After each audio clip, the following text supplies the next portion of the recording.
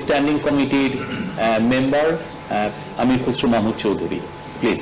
আমার একটা প্রশ্ন, জুলাই সনদ নিয়ে কোনো কথা হয়েছে কি আজকের বৈঠকে? না, জুলাই সনদ নিয়ে তো অলরেডি আলোচনা চলছে দেশে, এবং এই ব্যাপারে আমাদের মধ্যে অলরেডি সিদ্ধান্ত আছে যে ঐক্যমতের ভিত্তিতে জুলাই সনদ হবে, এবং সংস্কারের ব্যাপারে কি উত্তর আমাকে দিতে হয় যে ঐক্যমতের পরিপ্রেক্ষিতে আমরা সংস্কার এবং জুলাই সনদ দুটাই করব, সকলের ঐক্যমতের পরিপ্রেক্ষিতে সেটা সিদ্ধান্ত নেওয়া হবে, এবং এটা আমি নিশ্চিত এটা খুব কম সময়ের মধ্যে আমরা সেই সিদ্ধান্ত নিতে পারি।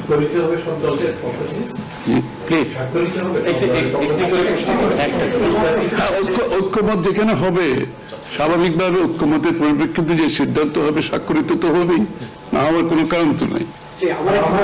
Please please please please please প্রশ্নটি হচ্ছে যে যেটি বারবার যে কথাটি বলা হচ্ছে যে নির্বাচনের একটি সঠিক তারিখ নির্ধারণে আসলে সমস্যাটা কোথায়? একটি সঠিক তারিখ সুনির্দিষ্ট তারিখ, এর কোনো সমস্যাই নাই, আমরা কোনো সমস্যা দেখছি না। কেউ দেখলে পারে এটা ভুল দেখছেন। নির্বাচনের সম্পর্কে আজকে যৌথ বিবৃতিতে আমরা বলে দিয়েছি দুপক্ষই, এবং নির্বাচন কমিশন আমরা আশা করব শীঘ্রই একটা তারিখ ঘোষণা করবে।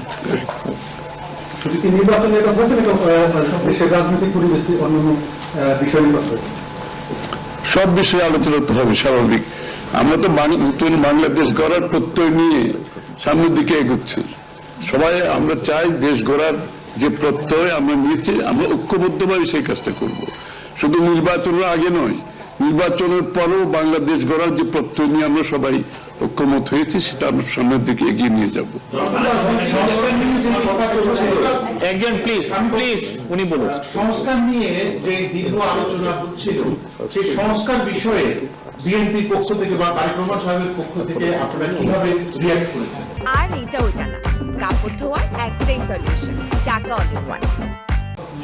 যে আবার আমি শুনি যে সংস্কার নিয়ে যে বর্তমান সরকারের যে একটা বিশাল রূপরেখা তৈরি হয়েছে, একটা বিশাল তালিকা, সেই তালিকা নিশ্চয়ই আজকে আপনাদের সামনে উপস্থাপন করা হয়েছে। যে সংস্কার বিষয়ে আপনাদের মতামত কি, বিএনপি কিভাবে সেটাকে?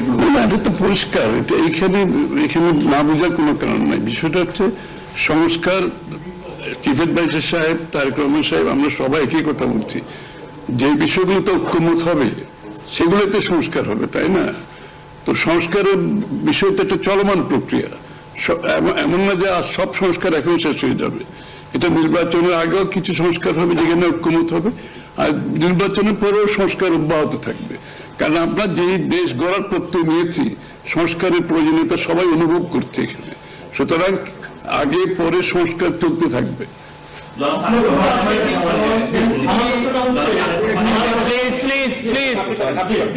আমার হচ্ছে তারেক রহমান দীর্ঘদিন ধরে এখানে অবস্থান করছেন এবং স্বরাষ্ট্র উপদেষ্টাও বলেছেন ওনার দেশে ফিরতে কোনো বাধা নেই। ওনার এই ব্যাপারে কোনো আলোচনা হয়েছে কিনা বা কবে দেশে ফিরতে পারে? এই ব্যাপারে আলোচনার কোনো প্রয়োজনীয়তা আছে বলে আমরা মনে করি না। তারেক রহমান সাহেব যখনই ইচ্ছা উনি দেশে ফিরে যেতে পারবেন, সুতরাং এটা সিদ্ধান্ত উনি নেবেন সময় মতো। আমি একটা প্রশ্ন করতে চাই। আমার প্রশ্ন আছে যে শেখ হাসিনার যে এই যে হত্যাযজ্ঞ, সেই হত্যাযজ্ঞের যে বিচার প্রক্রিয়া, সেই বিচার প্রক্রিয়ার সাথেও কিন্তু একটা বিষয় জড়িত। তিনি বলেছেন যে তার সময় অর্থাৎ নির্বাচনের আগেই শেখ হাসিনার যে বিচার প্রক্রিয়া তিনি শেষ করতে চান এবং পরবর্তী তাকে ফিরিয়ে আনার ব্যাপারে তিনি সিদ্ধান্ত নেবেন। এই ব্যাপারে আলোচনা হয়েছে কিনা, এবং যদি সেটা হয়ে থাকে তাহলে সেটাও এই নির্বাচনের রূপরেখার সাথে এটা কোনো প্রভাব ফেলবে কিনা? যৌথ বিবৃতিতে এর উত্তর দেওয়া আছে। সংস্কার এবং বিচার দুই বিষয়ে পর্যাপ্ত অগ্রগতি কথা বলা হয়েছে, এবং আমরা মোটামুটি কনফিডেন্ট যে এই অগ্রগতি আমরা নির্বাচন আগে দেখতে পাবো। সম্পন্ন করা রাজনৈতিক দল এনসিপি নির্বাচন কমিশন সংস্কার ছাড়া নির্বাচনে যাবে না বলে ঘোষণা করেছে। এই ব্যাপারে এখানে আলোচনার কোন সুযোগ আছে বলে আমি মনে করি। এটা কি হয়েছে? সকলের সম্মতিক্রমে নির্বাচনটা অনুষ্ঠিত হবে, আমরা সেরকমই চাচ্ছি। নির্বাচন কমিশন এই নির্বাচন কমিশনের অধীনে নতুন রাজনৈতিক দল নির্বাচনে যাবে না বলছে, নিয়ে কোনো আলোচনা এটা ওনাদেরকে জিজ্ঞেস করেন। এটা যার প্রত্যেকটি দলের নিজস্ব মতামত আছে, Correct. তবে আমরা সকলকে নিয়ে নির্বাচনটা করতে চাচ্ছি। আচ্ছা, তাহলে কি আমরা বলতে পারি যে এপ্রিলে যে ঘোষিত যে নির্বাচনের রূপরেখা, তাহলে সেখান থেকে সরকার কিছুটা সরে আসতে চাচ্ছে বা আসবে? যৌথ ঘোষণায় এই বিষয়টি সুস্পষ্টই বলা আছে। আপনারা শুনেছেন, যদি সকল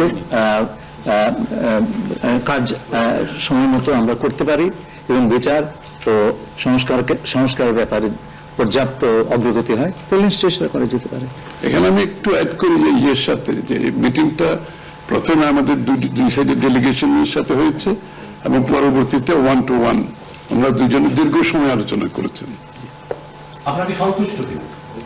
নিশ্চয়ই সন্তুষ্ট, নিশ্চয়ই সন্তুষ্ট। শুধু আমরা তো বলছি নির্বাচনের আগে নয়, নির্বাচনের পরেও দেশ গড়ার ক্ষেত্রে আমরা সবাই একসাথে কাজ করতে হবে, নতুন বাংলাদেশ করতে হবে। আর সন্তুষ্ট না হলে তো যৌথ ঘোষণা আসবার কথা নয়। এখন যে বিচার প্রক্রিয়া চলছে বিগত সরকারের যেগুলো আপনি একবার কোশ্চেন করেছেন প্লিজ। না আর একটা লাস্ট কোশ্চেন নিব, লাস্ট একটা কোশ্চেন নিব। জি, জাতীয় ঐক্যমত্যের সরকার গঠনের বিষয়ে কোনো আলোচনা হয়েছে কি? না, এটা তো নির্বাচন পরবর্তী সিদ্ধান্ত, যারা নির্বাচিত হবে তাদের সিদ্ধান্ত, সুতরাং এখানে তো আলোচনা হওয়ার কিছু নাই। Thank you.